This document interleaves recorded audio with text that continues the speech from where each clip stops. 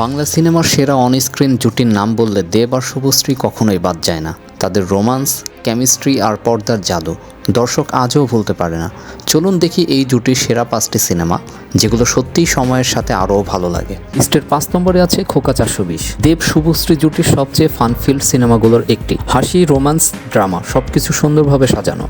আজও টিভিতে প্রচার হলে দর্শকরা সবাই আবার নতুন করে দেখে। লিস্টের 4 নম্বরে আছে খোকা বাবু, একটা সিম্পল চার্মিং লাভ স্টোরি যেখানে দেব ছিল পুরো মজার ছলে আর শুভশ্রী ছিল নরম মিষ্টি চরিত্রে।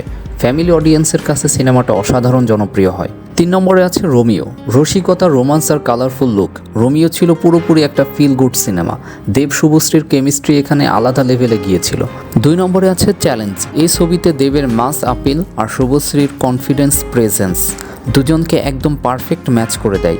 স্টাইল, অ্যাটিটিউড, গান সব মিলিয়ে এটা ছিল পিওর ব্লকবাস্টার একটা সিনেমা। 1 নম্বরে আছে পরাণ যায় জ্বলিয়ারে। তাদের জুটি শুরুর দিকের অন্যতম বড় হিট।